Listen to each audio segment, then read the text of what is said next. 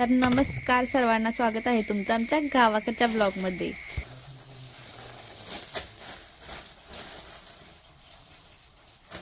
मी ना लसूण, थोडासाच खोबऱ्याचा तुकडा, आलं आणि कोथिंबीर खलबत्त्यामध्ये वाटून घेत आहे।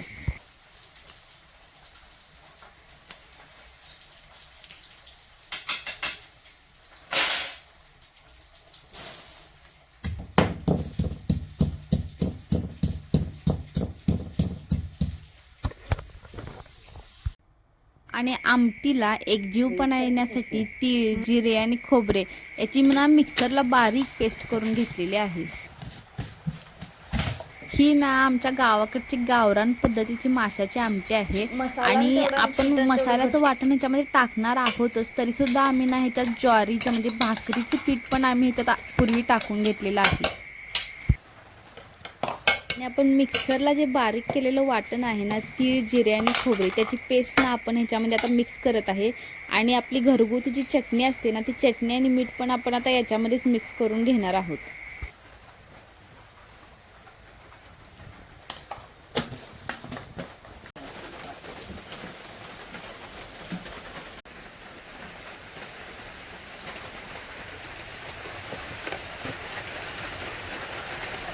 तेल व्यवस्थित गरम झाल्यानंतर ना आपण जे खलबत्त्यामध्ये लसूण खोबरं व्यवस्थित चेचून घेतलेलं ना, ते ह्याच्यामध्ये आपण टाकणार आहोत।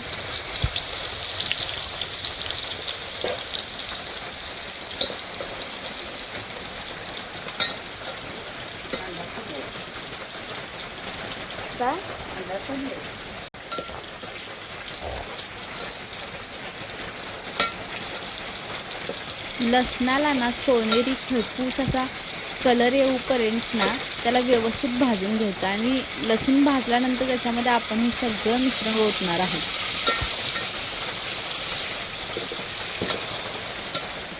आणि आपल्याला हवी असेल अशी घट्टसर किंवा पातळ मीडियम असे आपल्याला त्याच्यामध्ये पाणी घालून आमटी बनवून घ्यायची आहे।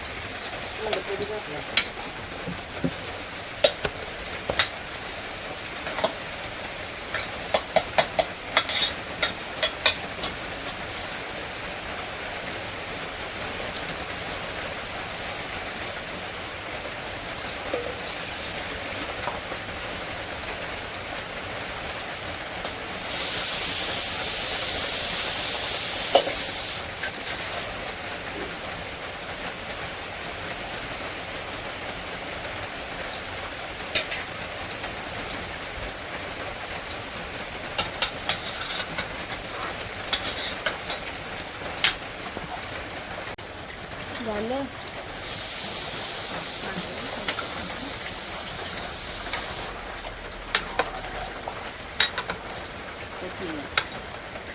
नंतर येते ते पिठामुळं आणि जरासं चटणी।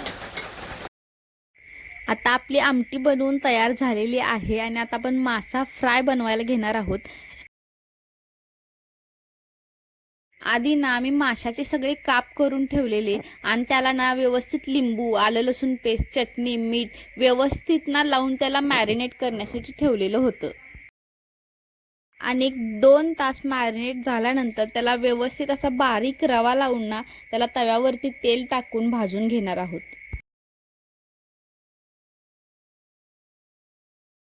माशाचे काप केल्यानंतर ना त्याच्यामध्ये अर्धा लिंबू पिळून आणि त्याला हळद आणि मीठ लावून जर तुम्ही ठेवला ना, जर तुमच्या घरामध्ये फ्रीज नसेल तर ते खूप काळासाठी टिकतं।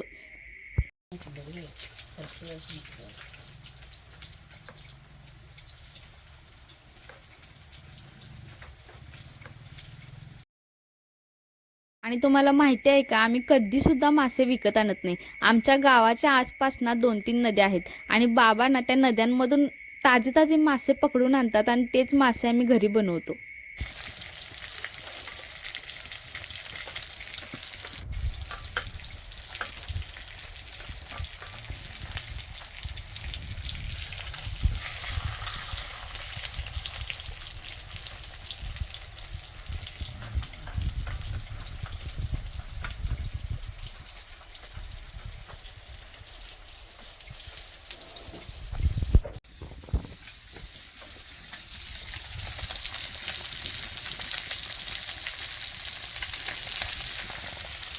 आणि साधी सोपी सिंपल अशी आमटी आणि हे भाजल्यानंतर माशाचे काप खायला खरंच खरंच खूप छान लागतात.